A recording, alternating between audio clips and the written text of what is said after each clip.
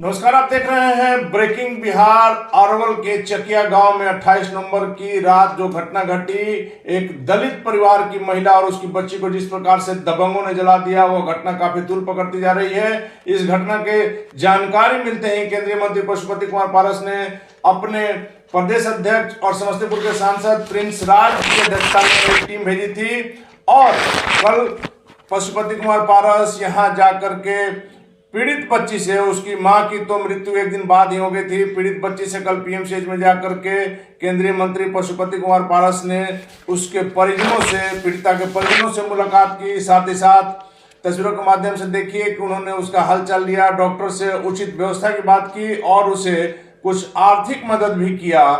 और वहां से केंद्रीय मंत्री पशुपति कुमार पारस पीड़ित लड़की के गांव अरवल के चकिया गांव पहुंचे और चूंकि मेन रोड से कुछ अंदर उसका गांव है, उसका घर है, वैसी स्थिति में वहां वाहन जाने की सुविधा नहीं थी।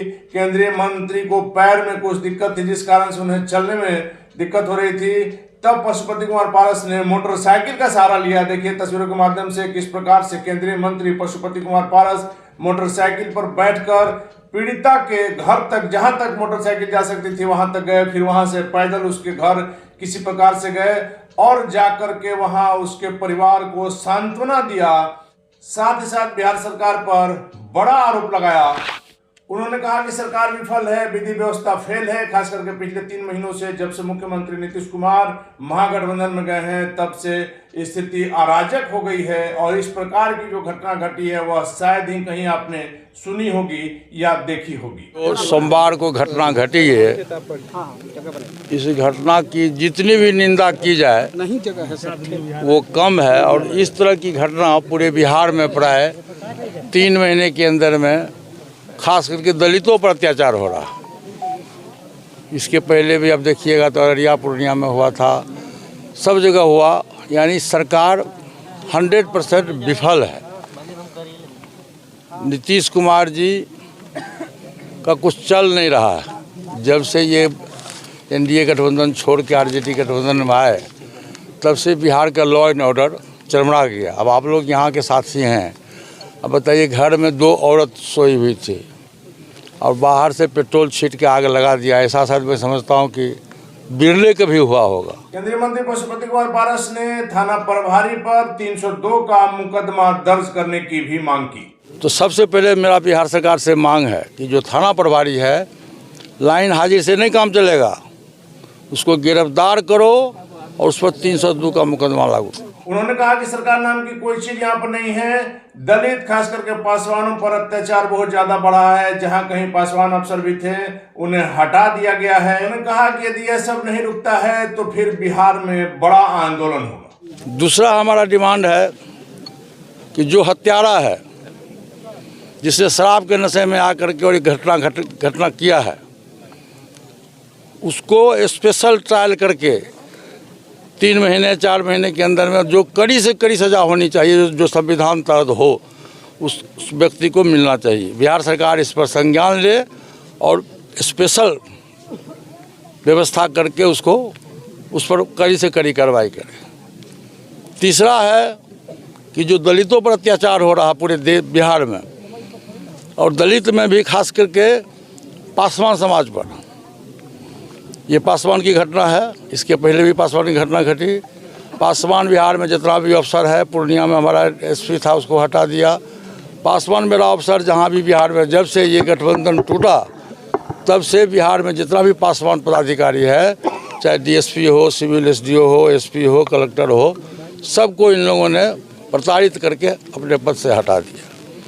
तो मेरा बिहार सरकार से, खास कर मुख्यमंत्री से डिमांड है, मांग है, इस तरह का भेदभाव करना बंद करो, नहीं तो बिहार में आंदोलन होगा, आंदोलन का रूप ले लेगा बिहार में, तो संभालना मुश्किल हो जाएगा। पासी समाज को लेकर के भी केंद्रीय मंत्री पशुपति कुमार पारस काफी नाराज दिखे सरकार के फैसले को लेकर। उनका कहना है कि हर जाति का अपना एक व्यवसाय है, एक काम है और पासी समाज को ताड़ी बेचने का, उसे रखने का, उसे पेड़ से उतारने का अधिकार मिलना चाहिए। सुनिए आप क्या कुछ कहा पशुपति कुमार पारस ने। पासी समाज के जो लोग हैं, ताड़ी बेचना, ताड़ी उतारना, इनको अन्याय नहीं है, ये कोई आरोप नहीं है।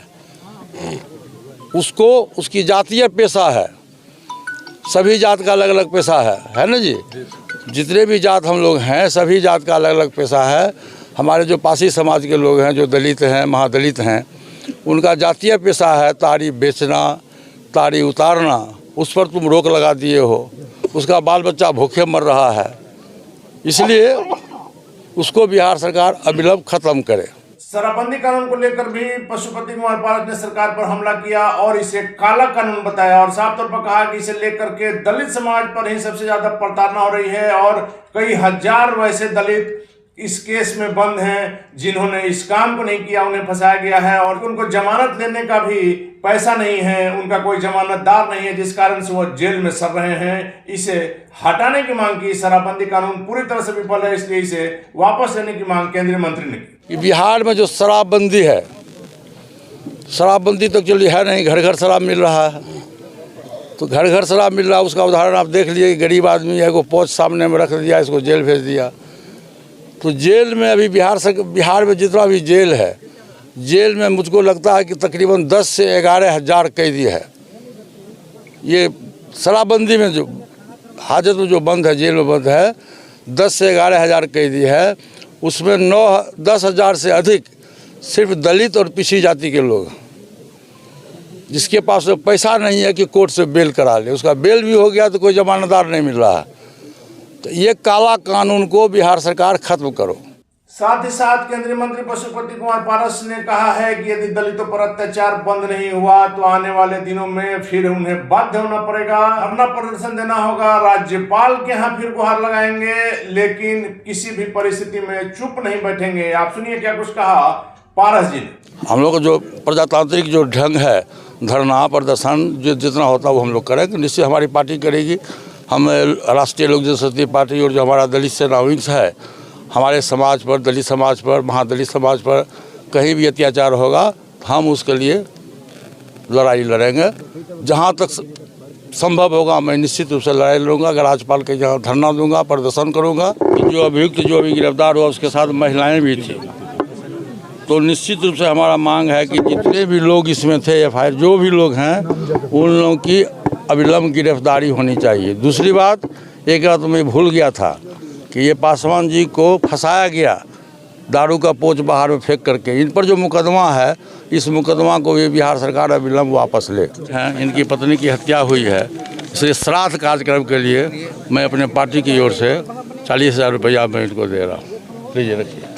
और 10,000 रुपया मैं वहाँ हॉस्पिटल में इनकी बेटी को दी। तो आपने देखा अरवल के चकिया गांव की यह घटना जो है वो लगातार तूल पकड़ते जा रही है, लेकिन अभी तक बिहार सरकार के किसी मंत्री ने, किसी नेता ने वहां जाकर के पीड़ितों की सुध नहीं ली है। वैसे में विपक्ष जो है इस बात को लेकर के भी हमलावर है और कल के डेट में लोक जनशक्ति पार्टी रामविलास के सुप्रीमो चिराग पासवान भी अरवल में पैदल यात्रा, पद यात्रा निकालने वाले हैं। इसे लेकर के भी काफी गहमागहमी की स्थिति है और दलितों पर अत्याचार को लेकर के इन दिनों बिहार में सियासत भी शुरू हो गई है। यदि सरकार समय रहते नहीं चलती तो निश्चित रूप से यह जो है घटना काफी बड़ा रूप ले सकती है और निश्चित तौर पर फिर सरकार के लिए चिंता का विषय हो सकती है। हालांकि आगे क्या होगा देखना काफी दिलचस्प होगा। फिलहाल आप बने रहें ब्रेकिंग बिहार के साथ।